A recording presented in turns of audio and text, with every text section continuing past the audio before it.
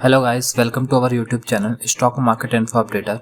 आज हम बात करेंगे बहुत ही इंपॉर्टेंट स्टॉक की, जिसका नाम है IRFC, Indian railway finance corporation. ये एक लार्ज कैप का स्टॉक है क्योंकि इसका जो मार्केट कैप है वो है 2 लाख करोड़।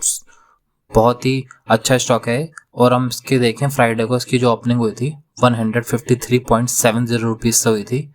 और इसके बाद इसने अपना हाइट किया था मॉर्निंग में ही 10 बजे के आसपास 156.40 रुपीज़ पे।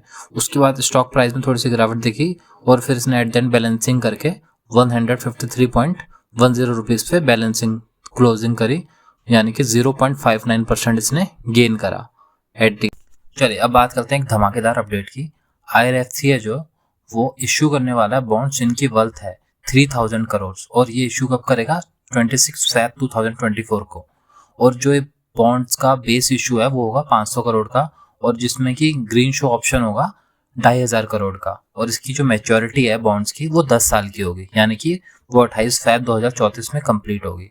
अब इसमें इंपॉर्टेंट थिंग बनती है ये जानना कि ग्रीन शो ऑप्शन होता क्या है। जो ग्रीन शो ऑप्शन है वो अलाउ करता है अंडरराइटर को, ताकि वो बेच सके मोर बॉन्ड, जितना हमने पहले से प्लान किया था उससे ज़्यादा। कब? जब उसकी डिमांड हायर हो, ज़रूरत से ज़्यादा, जब उसने एक्सपेक्ट कम कर रहा हो लेकिन डिमांड उसकी ज़्यादा आ रही हो, तो ग्रीन शो ऑप्शन यूज़ किया जाता है। चलिए अब बात करते हैं IRFC के कंसोलिडेटेड फाइनेंशियल्स की। टोटल इनकम देखें वो सितंबर क्वार्टर में 6767 करोड़ थी, और दिसंबर 2023 क्वार्टर में 6745 करोड़ रह गई है। फिर टोटल एक्सपेंडिचर देखें वो दोनों में सेम था, 36 एंड 36 करोड़, सितंबर में भी और दिसंबर में भी।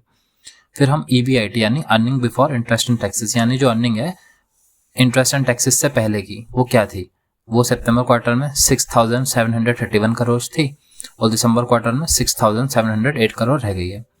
फिर सबसे इंपॉर्टेंट होता है नेट प्रॉफिट आफ्टर टैक्स, यानी टैक्स वगैरह लगने के बाद जो आपका नेट प्रॉफिट है वो क्या बचा। तो वो दिसंबर क्वार्टर में 1604 करोड़ है, यानी कि अच्छा जंप आया है नेट प्रॉफिट में। और सितंबर क्वार्टर में था वो 1549 करोड़, यानी कि देखें तो कंसोलिडेटेड इसके ठीक हैं, क्योंकि ये कंपनी प्रॉफिट में ही आई है। क्वार्टर टू क्वार्टर बेसिस में प्रॉफिट इंक्रीज हुआ है, नेट प्रॉफिट आफ्टर टैक्स। चलिए अब देखते हैं हम IRFC का शेयर होल्डिंग पैटर्न। अगर हम प्रमोटर की बात करें, इनकी होल्डिंग सितंबर क्वार्टर में 86.36% थी, जो कि दिसंबर क्वार्टर में भी सेम ही रही, 86.36%, यानी कि देखें प्रमोटर का स्टेक इसमें अच्छा खासा है। और फिर हम FII देखें, यानी फॉरेन इंस्टीट्यूशनल इन्वेस्टर्स, इनकी होल्डिंग सितंबर 2023 क्वार्टर में 1.14% थी, जो कि दिसंबर 2023 क्वार्टर में हल्की सी इंक्रीज हुई और हो गई 1.15%।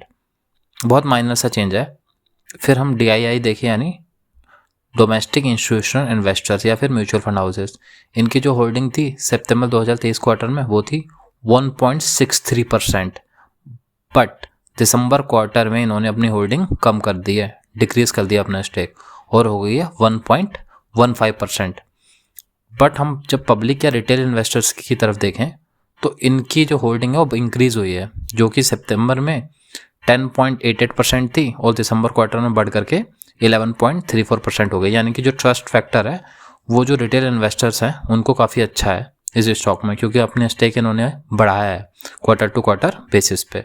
यानी कि ओवरऑल देखें तो प्रमोटर की सेम ही रही है, FII में हल्का सा चेंज आया, हल्की इंक्रीज दिख रही है, DII में स्टेक थोड़ा सा डाउन हुआ है क्वार्टर टू क्वार्टर बेसिस में, और पब्लिक का ट्रस्ट तो इस स्टॉक पे है ही, उनकी होल्डिंग्स में इंक्रीज हुई है, यानी कि ओवरऑल शेयर होल्डिंग पैटर्न भी अच्छा है। अब हम देखेंगे लास्ट 1 ईयर परफॉर्मेंस IRFC के स्टॉक की। तो IRFC के स्टॉक ने पास्ट 1 ईयर में मल्टी बैगर रिटर्न दिए हैं, यानी कि 449% के एक अच्छे खासे रिटर्न दिए हैं, और ये मल्टी बैगर स्टॉक है। यहाँ तक कि हम देखें इसके ग्राफ में भी अगर, तो जुलाई से अगस्त से इस स्टॉक के प्राइस में अच्छी खासी तेज़ी और अपवर्ड ट्रेंड देखने को मिला था। फिर सितंबर में भी अच्छा खासा जंप था, अक्टूबर, नवंबर, दिसंबर, जनवरी, और फेब की स्टार्टिंग में भी बहुत तगड़ा उछाल आया था इसके स्टॉक प्राइस में। देन उसके बाद थोड़ा सा डिप आना भी बनता था, देन उसका थोड़ा सा डिप हुआ था 12 फेब के आसपास, तब ये 130 के एक रेंज में पहुंच गया था स्टॉक। उसके बाद अगेन इसमें बाइंग दिखाई गई और 150 का लेवल इसने अगेन क्रॉस करा, और अब ये चल रहा है 153 के लेवल पे। चलिए अब बात करेंगे हम अपसाइड ट्रेंड की तरफ, यानी IRFC के अपसाइड ट्रेंड में अगर ये स्टॉक जाता है और ब्रेक करता है, ब्रेकआउट देता है 175 रुपीज़ के लेवल पे, ठीक है, तो इसमें अच्छा खासा ब्रेकआउट देखने को मिलेगा और इसके जो पॉसिबल अपसाइड लेवल जाएंगे तब 205 रुपीज़ तक जा सकते हैं लॉन्ग टर्म में। फिर अगर हम वहीं डाउन साइड की बात करें, यानी कि अगर ये स्टॉक ब्रेक करता है अपना स्ट्रॉन्गेस्ट सपोर्ट लेवल जो कि 135 रुपीज़ का है और इसे हम स्टॉप लॉस मान सकते हैं, ठीक है। अगर ये 135 का स्टॉप लॉस ब्रेक कर देता है तो इसके जो पॉसिबल डाउनसाइड लेवल आ सकते हैं वो 120 रुपीज़ तक भी देखने को मिल सकते हैं। बट अभी ऐसा लग रहा है कि इस स्टॉक में अच्छा खासा अपसाइड ट्रेंड देखने को मिल सकता है और लॉन्ग टर्म में ये अच्छे खासे लेवल दिखा सकता है।